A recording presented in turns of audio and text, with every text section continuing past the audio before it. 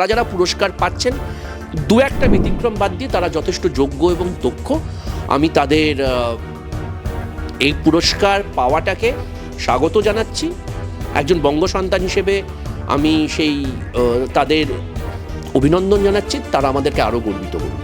নেতাজি নগরের যে বাড়িটাকে ভাঙা হলো তোমরা দেখলে, সেই বাড়িটা নতুন বাড়ি। মুখ্যমন্ত্রী মমতা বন্দ্যোপাধ্যায় বলেছে না, বুলডোজার সংস্কৃতি আমার রাজ্যে চলবে। বুলডোজার সংস্কৃতি আমরা সবাই বিরোধী, তো পরিবেশটা তো বাঁচাতে হবে। ভারতবর্ষে অলরেডি একবার সুনামি ঘটে গেছে। বঙ্গোপসাগর যে কোনো সময় আবার একটা সুনামি ঘটাতে পারে। আর দয়া করে ফিরহাদ বাবু, আপনি ইঞ্জিনিয়ার নন, এরকম হাস্যকর কথাবার্তা একজন মহানাগরিকের মুখে মানায় না। নামে কিন্তু পুকুর রয়েছে, জলা রয়েছে, তারপরেও মানুষ এই জায়গাগুলোকে বুঝিয়েছে এবং এটা একাধিকবার হয়েছে। তাহলে যদি জলাভূমিতে তুমি ঠিকঠাক মেজার না করে বাড়ি বানাও, বাড়ি তো ফেলবেই। মুখ্যমন্ত্রী মমতা বন্দ্যোপাধ্যায় কেন চাইছেন? মুখ্যমন্ত্রী মমতা বন্দ্যোপাধ্যায় এই কারণে ফাঁসি চাইছেন যে যেই মুহূর্তে ফাঁসি হয়ে যাবে সঙ্গে সঙ্গে কিন্তু ঘটনাটা ধামাচাপা পড়ে যাবে। তো কুণাল ঘোষ নিজের নম্বর বাড়াবার জন্য যা খুশি তাই বলতে পারেন এবং তাতে আমার কোনো বক্তব্য নেই। সরকারকে ফেলে দেওয়া is a criminal offence. Bharatvarsha, Bangladesh এবং ভারতবর্ষের সংবিধান এটা স্বীকৃতি দেয় না। এই বিয়ের ডেটটা হচ্ছে, তুমি জাস্ট সেই মায়ের সাইকোলজিটা ভাবার চেষ্টা করো। চারিদিকে সানাই বাজছে, চারিদিকে প্যান্ডেল হচ্ছে, তাকে তার মেয়ের ফটোতে মালা দিতে হচ্ছে। ইতিমধ্যে নেতাজি সুভাষচন্দ্রের জন্মদিন গেছে এবং সেই জন্মদিনেই বিরোধী দলনেতা রাহুল গান্ধী তিনি একটি পোস্ট করেছিলেন এবং সেই পোস্ট নিয়ে আমরা দেখেছিলাম যে রাজ্য রাজনীতিতে তোলপাড় হয়। এবং এদিন যেটা জানা যাচ্ছে যে ইতিমধ্যে ভবানীপুর থানায় গিয়ে কংগ্রেস সাংসদের বিরুদ্ধে এফআইআর করেন হিন্দুত্ববাদী সংগঠনের রাজ্য সভাপতি চন্দ্রচূড় গোস্বামী। এটা নিয়ে কি বলবেন? আচ্ছা, এফআইআরটা কেন করেছে সেটা আগে জানতে হবে। দেখো, এফআইআর করবার অধিকার সবার রয়েছে, এ ব্যাপার নিয়ে সত্যি কোনো বক্তব্য নেই। কিন্তু প্রথম প্রশ্নটা হচ্ছে, নেতাজি সুভাষচন্দ্র বসু বাঙালি মাত্রই সবার কাছে একটা আবেগের জায়গা। নেতাজি সুভাষচন্দ্র বসু আমাদের আদর্শ, আমাদের ঐতিহ্যের অহংকার, এ ব্যাপারে কোনো সন্দেহের অবকাশ নেই। কিন্তু রাহুল গান্ধী কী পোস্ট করেছেন যে 2017 উনি পোস্ট করেছেন 1945 সালের 18ই আগস্ট তাইহকু বিমানবন্দরে নেতাজি মারা গিয়েছিলেন। এই তথ্যটা কি রাহুল গান্ধী ম্যানুফ্যাকচার করেছেন? উত্তর না। 2017 সাল, মার্ক মাই ওয়ার্ড, 2017 সালের 31শে মে যে ফাইলগুলো নরেন্দ্র মোদী সরকার ডিক্লাসিফাই করেছিল, সেখানে নরেন্দ্র মোদী সরকার এই তথ্যটা উল্লেখ করেছিল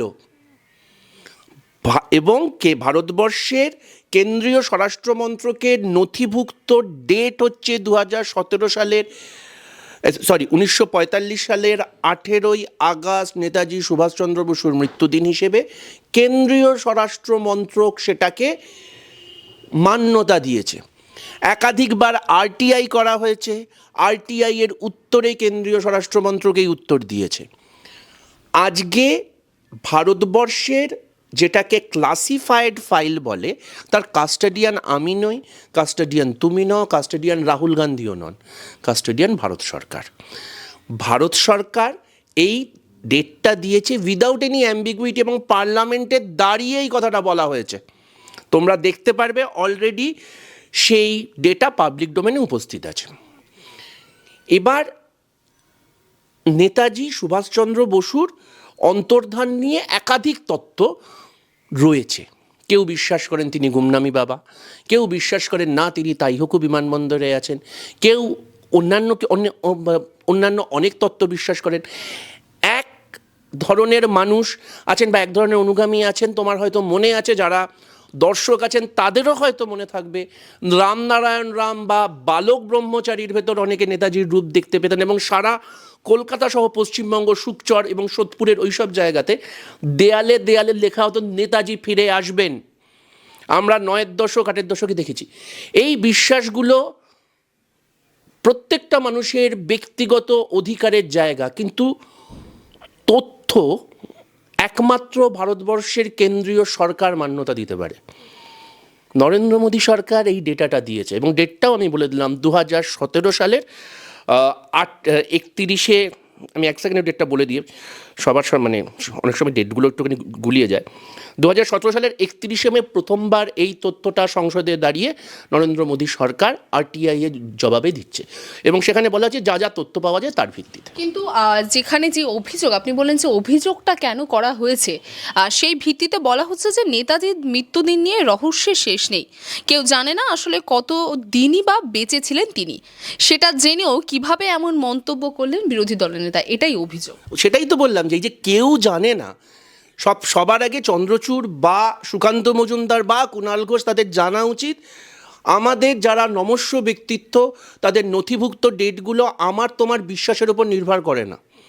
আমি তো বিশ্বাস করি যে নেতাজি সুভাষচন্দ্র বসু আজও কোথাও না কোথাও বেঁচে আছেন, তাতে কিছু যাবে আসবে না। আমি বলছি, ডেটটা উল্লেখ করে দিলাম যে এটা স্বরাষ্ট্র মন্ত্রক বলেছে 2017 সালের 31শে মে। ফার্স্টে সুকান্ত মজুমদারকে প্রশ্ন করা উচিত অমিত শাহকে, উনি তো এখন কেন্দ্রীয় ক্যাবিনেটেরও সদস্য। তখন 2017 সালেও স্বরাষ্ট্রমন্ত্রীর নাম অমিত শাহই ছিল, নাকি অমিত শাহ ছিল না বোধহয়, না 2019-এর পর অমিত শাহ হয়েছে, তখন 2017 সালে বোধহয় রাজনাথ সিং ছিল। তো রাজনাথ সিংকে প্রশ্ন করুক যে কেন তার দপ্তর এটা বলেছিল, এবং যে ডিক্লাসিফাইড তথ্য বলা হয়েছে সেই ডিক্লাসিফাইড তথ্যতে কোথাও এই ডেটটাকে 18ই আগস্ট 1945 ডেটটাকে খণ্ডন করা হয়নি। এবার আমি করবোটা কি, এবার নেতাজির যারা ফ্যামিলি মেম্বার, সুগত বসু একাধিকবার এই কথাটা বলেছেন যে হ্যাঁ তাইহকু বিমানবন্দরে এই ঘটনাটা ঘটেছে। নেতাজি যারা সহচর শাহনওয়াজ হোসেন, এবার কার কি বিশ্বাস তার ভিত্তিতে কি করা যাবে? বিশ্বাস তো আমি এটা করি নরেন্দ্র মোদী গুজরাট দাঙ্গা ঘটিয়েছিলেন, বিশ্বাস তো আমি এটা করি মমতা বন্দ্যোপাধ্যায় চোর, বিশ্বাস তো আমি এটা করি অমিত শাহ তারই পার হয়েছিলেন, অমিত শাহ ভারতবর্ষের সবথেকে দুর্নীতিগ্রস্ত স্বরাষ্ট্রমন্ত্রী। তাতে কিছু যাবে আসবে? তাকে তো প্রমাণ করতে হবে, সেই প্রমাণ করার দায়িত্ব তো কেন্দ্রীয় স্বরাষ্ট্রমন্ত্রী। এবং এই আমি আবার বলছি, এইটা কেন্দ্রীয় স্বরাষ্ট্রমন্ত্রকের ডেটা। চন্দ্রচূড় কি বললো না বললো, ইট হার্ডলি ম্যাটার্স, কারণ আমি আবার বলছি তথ্যটা এটার ভিত্তিতে। তবে তার পাশাপাশি এটাও ঠিক, আমি একজন কংগ্রেসি সাধারণ কর্মী হিসেবে বারবার একটা কথা উল্লেখ করতে চাই, নরেন্দ্র মোদী বা বিজেপি তো এই ঐতিহ্যের উত্তরাধিকারী নন। আমাদের প্রাক্তন সভাপতি নেতাজি সুভাষচন্দ্র বসু, জাতীয় কংগ্রেসের প্রাক্তন সভাপতি নেতাজি সুভাষচন্দ্র বসু, তার আবেগটাকে আমাদের দলকেও বুঝতে হবে, এবং তাদেরকে এমন কোনো কিছু না লিখলেও চলতো যেটা বিতর্কের অবকাশ থাকে। কিন্তু তথ্যগত দিক থেকে রাহুল গান্ধী 100-র ভেতর 100% ঠিক কথা বলেছেন, এবং কেন্দ্রীয় সরকারের স্বরাষ্ট্রমন্ত্রকের ডেটা যতদিন না পরিবর্তিত হচ্ছে এই ডেটটাই মান্যতা পাবে। আচ্ছা দাদা, ইতিমধ্যে আমরা দেখলাম যে বেশ কিছু বঙ্গ সন্তানদের নাম উঠে এসেছে, তাদেরকে এবার পদ্ম পুরস্কার দেওয়া হবে। কিন্তু আমার প্রশ্ন অন্য ক্ষেত্রে, যে দাবিটা মূলত শাসক দলের তরফ থেকেও করা হচ্ছে, আপনারও কি মনে হয় যে দিল্লির মনসদে পদ্ম সরকার বসার পর থেকে পদ্ম পুরস্কার রাজনীতিকরণ হচ্ছে? কারণ ইতিমধ্যে শাসক দলের তরফ থেকে দাবি করা হচ্ছে এই পুরস্কার প্রাপ্তদের মধ্যে একজনের নাম রয়েছে যাকে একদমই ভালোভাবে বা তার পুরস্কার প্রাপ্তটাকে তারা ভালো নজরে দেখছেন না। খুব গুরুত্বপূর্ণ প্রশ্ন করেছো। সেটা হচ্ছে শুধুমাত্র যে এবছর পদ্ম পুরস্কারে একাধিক বাঙালির নাম আছে তা নয়, 2020 সালের পদ্ম পুরস্কারেও এরকম একাধিক বঙ্গ সন্তানের নাম ছিল। যখনই বিধানসভা নির্বাচনটা আমার রাজ্যে আসে তার আগের বছরই পদ্ম পুরস্কার প্রাপকের তালিকাতে এই বাঙালিদের নামগুলো থাকে। সেখানে কার্তিক মহারাজও থাকেন। এবার কার্তিক মহারাজকে এই কারণে পুরস্কার দেওয়া হচ্ছে কিনা আমি জানি না যে অধীর চৌধুরীকে হারাবার জন্য তিনি মুখ্য অনুঘটকের কাজ করেছিলেন কিনা, সেই কারণেই হয়তো তাকে পুরস্কার দেওয়া হচ্ছে, এটা হতে পারে।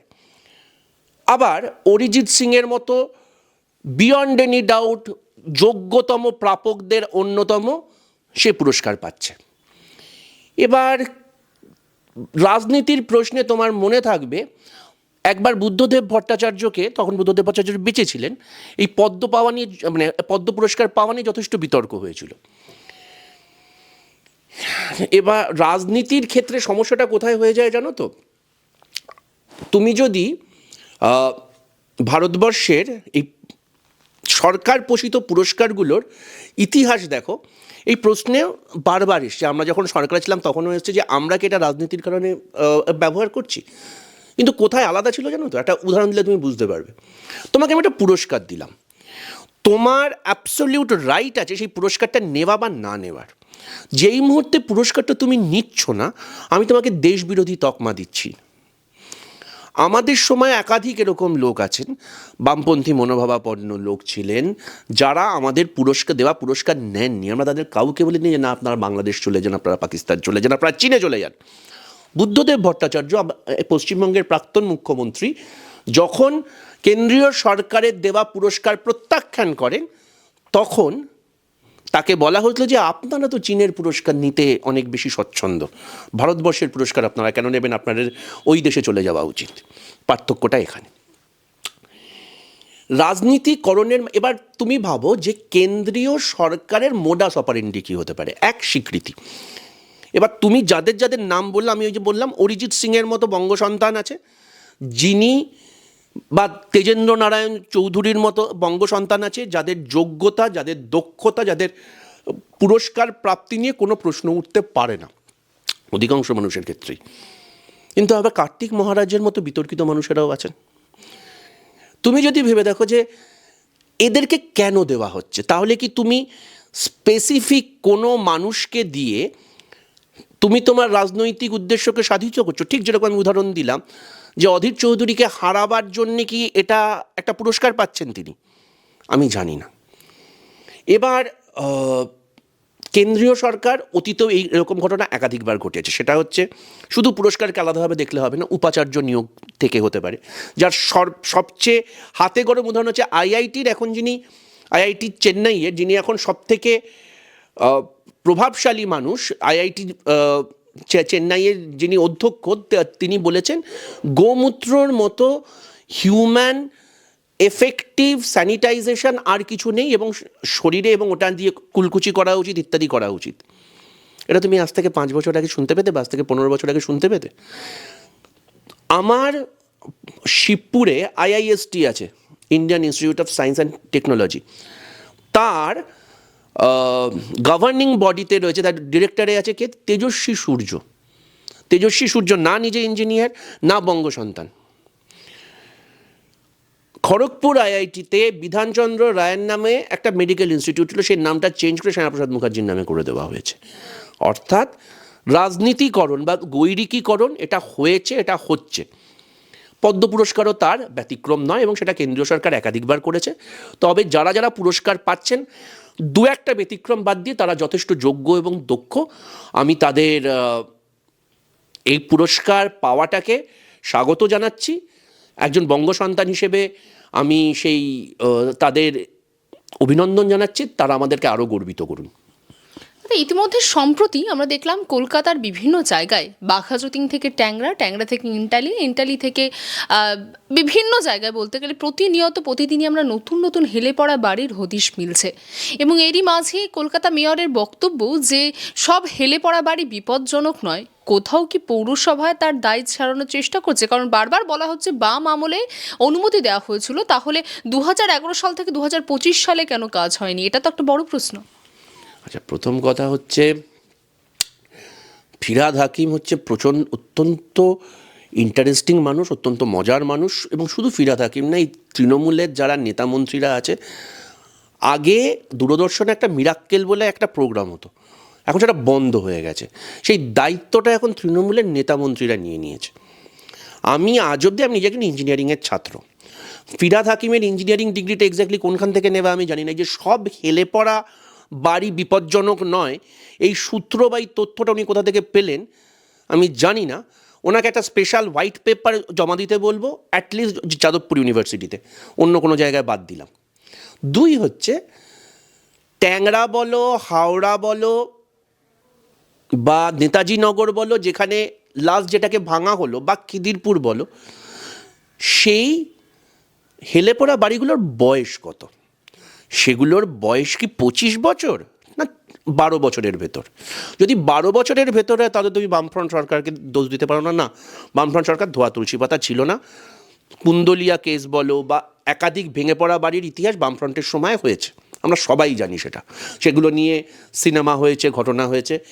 ইভিন কালকেও দেখলাম মিন্টো পার্ক বা এক্সাইড মোড়ে একটা পুরনো বাড়ি আছে যেটা খেলে পড়ছে, চাঙড় ভেঙে পড়ছে, এবং সেটা বামফ্রন্ট সময় আমলে। নিঃসন্দেহে বামফ্রন্ট সরকার সেই সময় যা যা অপকর্ম করেছে, যা যা অপশাসন করেছে, যা যা দুর্নীতি প্রশ্রয় দিয়েছে, তার জন্য আজকে তারা শূন্য হয়ে গেছে। এ ব্যাপারে কোনো সন্দেহের অবকাশ নেই। কিন্তু যেগুলো 2011 থেকে 2025-এর ভেতর ঘটেছে, 14 বছর, তার দায় তো আর বামফ্রন্ট সরকার নিতে পারবে না। নেতাজি নগরের যে বাড়িটাকে ভাঙা হলো তোমরা দেখলে, সেই বাড়িটা নতুন বাড়ি। চিংড়িহাটাতে বা শান্তিনগর বা সুকান্তনগর বা রাজারহাট, এখানে হাইকোর্টের এরকম রায় আছে গত 2-3 বছরে, যেখানে বেআইনি নির্মাণ হয়েছে, ভেঙে দিতে হচ্ছে। বেআইনি নির্মাণটা গত 14 বছরে। এ তো গেল খাস কলকাতার একটা দুটো ভেঙে পড়া বাড়ি। মন্দারমণিতে গ্রিন ট্রাইব্যুনাল বলেছে সমুদ্র তটের নিকটে কোনো হোটেল তৈরির ক্ষেত্রে রায় দিয়েছে হোটেলগুলো ভাঙতে হবে, রাইট? রায় দিয়েছিল। মুখ্যমন্ত্রী মমতা বন্দ্যোপাধ্যায় বলেছে না, বুলডোজার সংস্কৃতি আমার রাজ্যে চলবে না। বুলডোজার সংস্কৃতি আমরা সবাই বিরোধী, তো পরিবেশটা তো বাঁচাতে হবে। ভারতবর্ষে অলরেডি একবার সুনামি ঘটে গেছে, বঙ্গোপসাগর যে কোনো সময় আবার একটা সুনামি ঘটাতে পারে, এবং শুধু বঙ্গোপসাগর ঘটাতে পারে না। তোমরা সবাই জানো যে আজকে শীতকালে আমরা বসে আছি, গ্লোবাল ওয়ার্মিং নিয়ে আমরা রোজ প্রত্যেক দিন বিভিন্ন জায়গায় আলাপ আলোচনা করছি। সেখানে বলা হচ্ছে যে পৃথিবীর ওভারঅল যে প্রাকৃতিক ভারসাম্যটা, সেটা খারাপ হচ্ছে, সেটা ধ্বংসের দিকে এগোচ্ছে। সেখানে দাঁড়িয়ে সমুদ্র তটকে যদি, এবং সমুদ্র তটগুলো ভাঙছে তার জন্যে, সেখানে দাঁড়িয়ে যদি মন্দারমণির যে সিদ্ধান্ত, গ্রিন ট্রাইব্যুনাল, এবং গ্রিন ট্রাইব্যুনাল কিন্তু ইকুইভ্যালেন্ট টু সুপ্রিম কোর্ট, সেখানে রায় দিয়ে যেটা ভাঙবা সেটা ভাঙেনি। রাজারহাটে ফিনান্সিয়াল টেক যে জায়গাটা আছে, সেখানে এরকম হেলে পড়া বাড়ি আছে, সেখানে বলা হয়েছিল, গ্রিন ট্রাইব্যুনাল রায় দিয়েছিল। আমার বিধানসভা, যেখানে এফআইআরটা ফার্স্ট এফআইআরটা আমি করেছিলাম, অরুণাবদা, আমি, পলাশদা, সবাই মিলে আমরা পিটিশন জমা দিয়েছিলাম নয়াঞ্জলি বোঝানো নিয়ে, সুজিত বোসের বিরুদ্ধে। নয়াঞ্জলি বুঝে, কারণ তোমাদের যারা যারা একটু পুরনো কলকাতার মানুষ তারা জানেন যে ভিআইপির দুদিকে নয়াঞ্জলি ছিল। এই নয়াঞ্জলি বুঝিয়ে পার্কিং, ব্যাঙ্কোয়েট হল, পার্ক এগুলো বানানো হয়েছে, তারপর সেগুলো বাণিজ্যিক কাজে ব্যবহার করা হয়েছে। আমাদের এই জায়গায় নিকাশির একটা সমস্যা। গ্রিন ট্রাইব্যুনাল রায় দিয়েছিল এটাকে আগের জায়গায় ফিরিয়ে দিতে হবে, মুখ্যমন্ত্রী ফেরাননি। এবং কেন ধান ভাঙতে শিবের গীত করলাম, শুধুমাত্র হেলে পড়া বাড়িটা ব্যতিক্রমী নয়, কলকাতায় হয়েছে তাই এটা খবরের কাগজে শিরোনামে আসছে। কলকাতার সংলগ্ন জায়গায়, সাউথ দমদম বলো, বিধাননগর বলো, রাজারহাট বলো, সোনারপুর, রাজপুর বলো, এই পুরসভাগুলোতে যেগুলো গত 10-11 বছরে ভৌগোলিক কারণের জন্যে স্কোয়ার ফিট প্রতি দাম 1000 টাকা থেকে বেড়ে 6000 টাকা হয়েছে, সেই সব জায়গাতে জলাভূমি বুঝিয়ে এরকম হয়েছে। এবং তাতে কি হয়েছে, জলাভূমি বুঝিয়ে যখন বাড়ি তৈরি করা হয় তখন তোমাকে লোড মেজারমেন্ট করতে হয়। যারা ইঞ্জিনিয়ার বা ইঞ্জিনিয়ারিং করেন তারা জানবেন যে এঁটেল মাটিতে যতটা লোড মেজার করতে হয়, ঠিক তার পাশের জমিটা এঁটেল না হলে তাতে অন্য লোড মেজার করতে হয়। এবার আপনাকে যদি 40% বা 50% কাটমানি দিতে হয়, কোনো প্রমোটারের পক্ষে সম্ভব নয় এই জিনিসটা করে, ফলত কম্প্রোমাইজ হয়। কম্প্রোমাইজ হওয়ার জন্য হেলে পড়া বাড়ি তৈরি হয়, এবং সেই হেলে পড়া বাড়ি তৈরি হয়ে গেলে সব কটাতে বামভূত দেখলে হবে না। বামফ্রন্ট সরকার তাদের নিজস্ব দোষ করেছিল, নিজস্ব পাপ করেছিল, সেই পাপের জন্য তারা শূন্য হয়েছে। গত 14 বছরে আপনারা সেই পাপটাকে চক্রবৃদ্ধি সুদে বাড়িয়েছেন। আর দয়া করে ফিরহাদবাবু, আপনি ইঞ্জিনিয়ার নন, এরকম হাস্যকর কথাবার্তা একজন মহানাগরিকের মুখে মানায় না।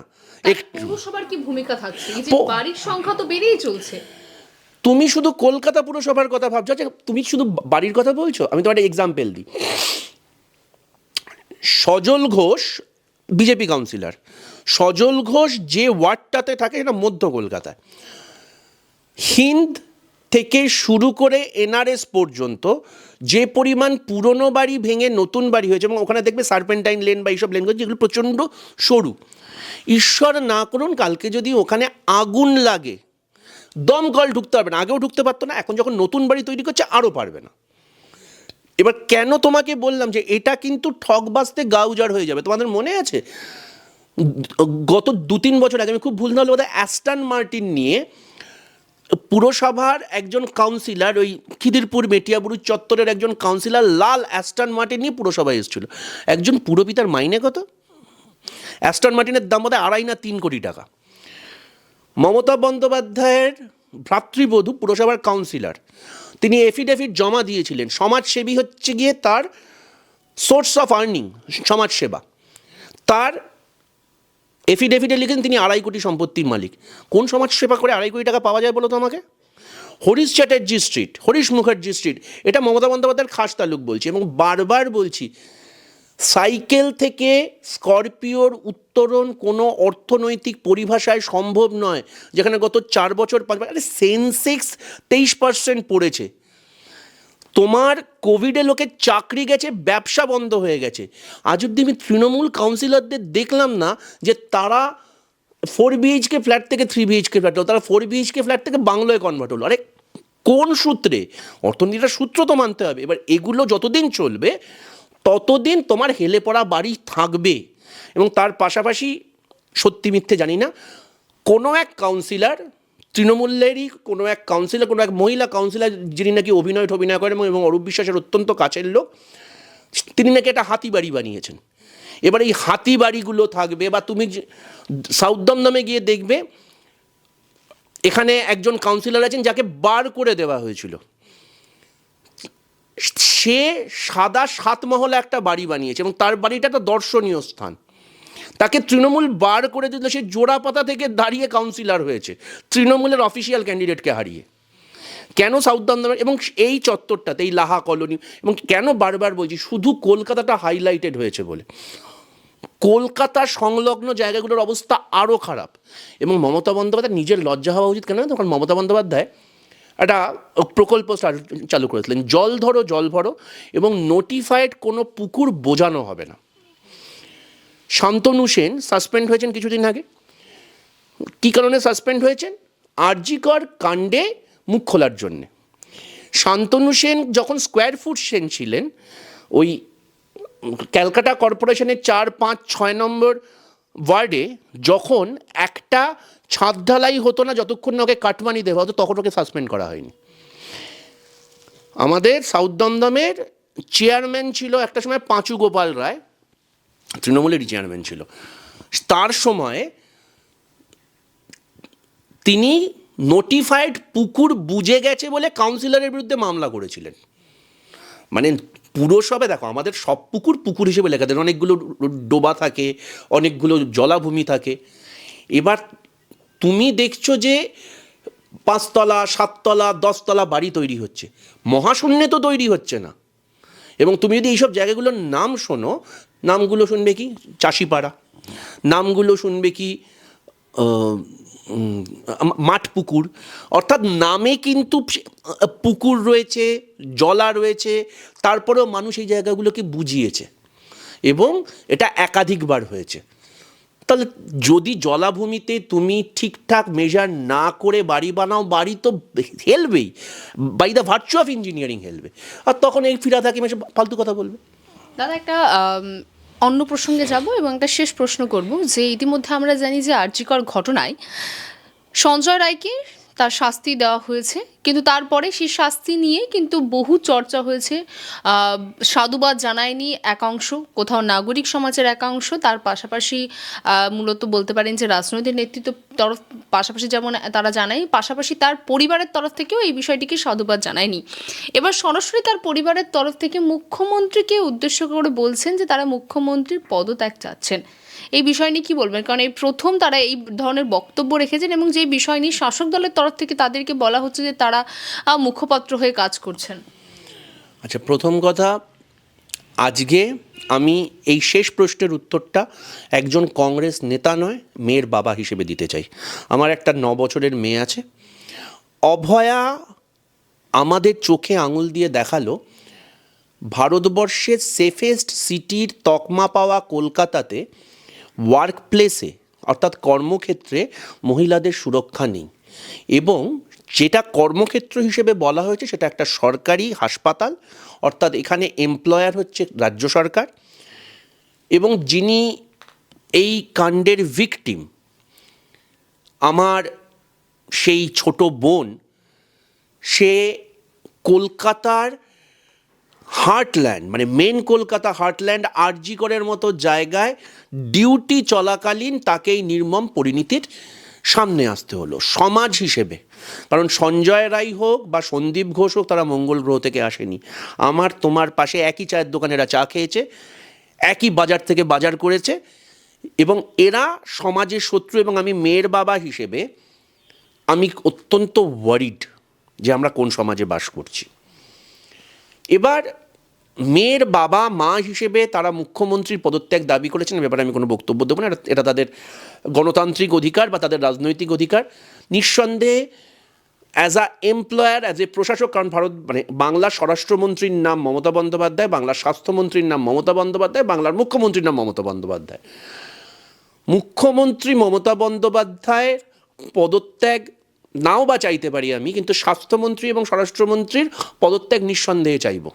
কিন্তু তাদের এই মন্তব্যের পরিপ্রেক্ষিতেই কুণাল ঘোষ তিনি তার অভয় পরিবার অর্থাৎ তার মা বাবাকে বলছে যে তারা এখন চক্রান্তকারীদের মুখপাত্র হিসেবে কাজ করছেন। এবার কুণাল ঘোষের বক্তব্যের আমি উত্তর নিশ্চয়ই দেবো। এবার তার আগে দু একটা কথা বলে নিই। তুমি যে প্রশ্নটা করলে যে অনেকেই এই রায়টাকে স্বাগত জানায়নি বা এই রায়টার সঙ্গে সহমত পোষণ করেনি, দেখো সে ব্যাপারে আমি তোমাকে straightforward, let's call spade a spade. তদন্তটা পুলিশ করেছে, সেই তদন্তের যদি কি বলবো মানে এভিডেন্স ট্যাম্পার হয়ে থাকে, তাহলে সিবিআই সেই এভিডেন্স ট্যাম্পারের ভিত্তিতে সিবিআই কিন্তু আর কাউকে সাপ্লিমেন্টারি চার্জশিটেও কারোর নাম বলেনি। সিবিআই দাবি করেছে যে সিবিআইও বলেছে যে আমরা ফাঁসির দাবি করছি, মমতা বন্দ্যোপাধ্যায় ফাঁসির দাবি করছে। কন্ট্রাডিকশনটা কোথায় বোঝো? সিবিআই টালা থানার ওসি অভিজিৎ বাবুকে গ্রেফতার কেন করেছিল? বলেছিল এভিডেন্সে ট্যাম্পার হয়েছে, তথ্য প্রমাণ লোপ হয়েছে। তার মানে যেখানে তথ্য প্রমাণটা লোপ হয়েছে, যারা তথ্য প্রমাণটা কম্প্রোমাইজ, তার ভিত্তিতে তুমি কি করে এই সিদ্ধান্তে আনডাউটেডলি মানে বিয়ন্ড এনি ডাউট তুমি আসছো যে সঞ্জয় রায় একমাত্র বা সঞ্জয় রায় দোষী? তার মানে আমাকে তো কোনো একটা জায়গায় গিয়ে এই সিদ্ধান্তে উপনীত হতে হবে, হয় তথ্য প্রমাণগুলো যা আছে সেগুলো ঠিক, তার ভিত্তিতে একমাত্র সঞ্জয় রায় দোষী, অথবা তথ্য প্রমাণগুলো কম্প্রোমাইজ, সঞ্জয় রায় দোষী কিন্তু ওর দোষটা হয়তো অতটা গুরুত্বপূর্ণ। দুটো তো সাইমালটেনিয়াসলি সত্যি হতে পারে না। যুক্তি কি বলছে? এবার কিন্তু সিবিআই কেন চাইছে? সিবিআই চাইছে হচ্ছে সিবিআই যে মনুমেন্টাল ফেলিওর, এবং সিবিআই কিন্তু একবার নয়, রবীন্দ্রনাথের নোবেল আজ অবধি পাওয়া যায়নি, জ্ঞানেশ্বরী কাণ্ড আজ অবধি সলভ হয়নি, জেসিকা লালের হত্যা আবার রিওপেন হওয়ার পর সেটা হয়েছিল, রাম মন্দিরের ক্ষেত্রে সিবিআই এই চার্জশিট জমা দিয়েছিল বা এটা যে রাম মন্দির কেউ ভাঙেনি, এমনি নাকি ভূমিকম্পে ভেঙে গেছিলো। এরকম একাধিক ঘটনা তুমি যদি খুঁজে বার করো, সিবিআই গত কয়েক দশকে যে কোনো কারণেই হোক, সিবিআই এই তদন্তগুলোকে জাস্টিস করতে পারেনি। এই সিবিআই এই তদন্তগুলোর প্রতি কি বলবো মানে ন্যায় করতে পারেনি, তারা ঠিকঠাক তদন্ত করে উঠতে পারেনি যে কোনো কারণে। এবং তদন্তের তো একটা শেষ করতে হবে, তো অনির্দিষ্টকালের জন্য হতে পারে না, কেস বন্ধ হয়ে যাচ্ছে। আর মুখ্যমন্ত্রী মমতা বন্দ্যোপাধ্যায় কেন চাইছেন? মুখ্যমন্ত্রী মমতা বন্দ্যোপাধ্যায় এই কারণে ফাঁসি চাইছেন যে যেই মুহূর্তে ফাঁসি হয়ে যাবে সঙ্গে সঙ্গে কিন্তু ঘটনাটা ধামাচাপা পড়ে যাবে। আমি কিন্তু প্রথমেই ডিসক্লেমারটা দিয়েছি, এটা কংগ্রেস মুখপাত্র নয়, অভিষেক ব্যানার্জি মেয়ের বাবা হিসেবে আমি এই রায়টাকে কেন স্বাগত জানাচ্ছি জানো তো? সঞ্জয় রায় যতদিন জেলে থাকবে, ধনঞ্জয় একবার ঘটে গেলে না, ধনঞ্জয়কে নিয়ে সিনেমা তৈরি হয়ে যাবে, ঠিক যেরকম অরিন্দম শীল বানিয়েছে। সঞ্জয় রায় চোখের সামনে থাকুক, এবং চোখের সামনে থাকলে আমরা প্রত্যেক দিন দেখতে পাবো যে আমরা সমাজ হিসেবে কতটা ব্যর্থ। এবং সঞ্জয় রায় যে ব্যতিক্রম নয়, সেটা গত 60 দিনে আমরা দেখেছি। সিঙ্গুরে ঘটেছে, কুলতলিতে ঘটেছে, এবং বাচ্চা বাচ্চা মেয়েদের সঙ্গে মানে আমার ভেতর থেকে, আমি একজন পুরুষ মানুষ, আমার পুরুষ মানুষের একটা নারীকে দেখে লালসা আসবার মধ্যে একটা মিনিমাম ক্রাইটেরিয়া থাকতে হবে। একটা বাচ্চা মেয়েকে দিয়েছে মানে আমরা কি মানে নরাধম হয়ে যাচ্ছি? এবং এটা ধর্ম, জাতি, রাজনৈতিক দল হিসেবে নয়, এটা অ্যাজ এ পুরুষ, অ্যাজ এ বাবা, এইটা আমার কাছে লজ্জার জায়গা। বামপন্থীরা কি বলছে, অতিবামরা কি বলছে, আমি আমি এর আগেও একাধিকবার তোমাদের কাছে, বা বিজেপি কি বলছে আমার তাতে কিছু যায় আসে না। আমি একাধিকবার তোমাদের এখান থেকে একটা কথা বলেছি যে ভারতবর্ষ বাংলাদেশ নয়, এখানে মুখ্যমন্ত্রীর অপসারণ দুটোভাবে হয়, সেটা হয় 355 বা 356 ধারা, অথবা নির্বাচন, ওনাকে ভোটে হারিয়ে অপসারিত করতে হবে। ওইসব আবেগের মাধ্যমে ফুটেজ খাওয়া মার্কা কথাবার্তা বলে কোনো লাভ নেই। Last but not the least, তুমি যে কুণাল ঘোষের কথাটা বললেন, যে ষড়যন্ত্র, খুব গুরুত্বপূর্ণ একটা টার্ম, যে ষড়যন্ত্রকারীদের মুখপাত্র হয়ে কথা বলছে। কনস্পিরেসি এগেনস্ট স্টেট, ভারতবর্ষের আচার সংহিতা, ন্যায় সংহিতা, মানে আগে যেটাকে আইপিসি বলা হতো, এখন যেটা চেঞ্জ হয়ে গেছে, রাষ্ট্র বা সরকারের বিরুদ্ধে ষড়যন্ত্রে হলে তার এগেনস্টে জামিন অযোগ্য ধারায় মামলা হয়। কুণাল ঘোষ চক্রান্ত মানে ষড়যন্ত্র, কার বিরুদ্ধে ষড়যন্ত্র করছে? আমার বিরুদ্ধে ষড়যন্ত্র করছে, রাষ্ট্রের বিরুদ্ধে ষড়যন্ত্র করছে, মানে সরকারি প্রশাসনের বিরুদ্ধে ষড়যন্ত্র করছে, তাই তো? এফআইআরটা করেছে, এফআইআর হাওয়ায় কথা বলে লাভ নেই বস। কুণাল ঘোষ নিজের নম্বর বাড়াবার জন্যে, কুণাল ঘোষ রাজ্যের মুখপাত্র, কুণাল ঘোষ হচ্ছে গিয়ে তৃণমূলের one of the such curious cases, যার অপসারণ বা যার অব্যাহতিটা প্রেস কনফারেন্স দিয়ে করা হয়, যে তাকে জেনারেল সেক্রেটারি পদ থেকে অব্যাহতি দেওয়া হলো, তাকে স্পোক্সপারসনের পদ থেকে অপসারিত করা হলো লোকসভা 2024-এর সময়, যখন কুণাল ঘোষ প্রকাশ্য দিবালোকে তাপস রায়, যিনি বিজেপি ক্যান্ডিডেট, তাপস রায়ের পক্ষে কথা বলছিলেন এবং অফিসিয়াল ক্যান্ডিডেট তৃণমূলের সুদীপ ব্যানার্জির বিরুদ্ধে কথা বলছেন, তাকে অপসারিত করা হলো। কবে যে তিনি পুনর্বহাল হলেন আমি জানি না, তোমাদের কাছে যদি আর্কাইভে থাকে একটু দেখিয়ে দিও। কিন্তু কুণাল ঘোষ নিজের নম্বর বাড়াবার জন্য যা খুশি তাই বলতে পারেন, এবং তাতে আমার কোনো বক্তব্য নেই।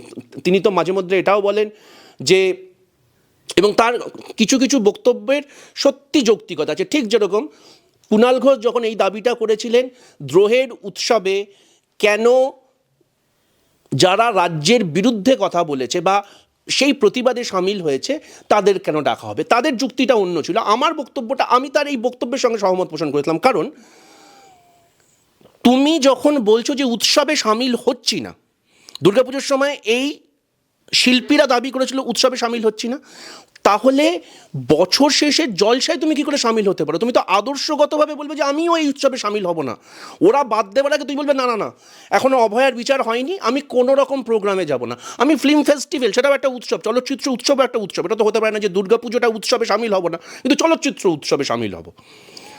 উৎসবে সামিল হব না মানে কোনো উৎসবে সামিল হব না। এবং এই প্রিন্সিপালে আমি কুণাল ঘোষের যুক্তির সঙ্গে সহমত নই। কুণাল ঘোষের বক্তব্য ছিল যে সরকারকে যেহেতু সমালোচনা করা হয়েছে তাদেরকে আহ্বান করা হবে না। আমার বক্তব্য ছিল যে উৎসবে যদি সামিল না হতে হয় তাহলে কোনো উৎসবে সামিল হব না।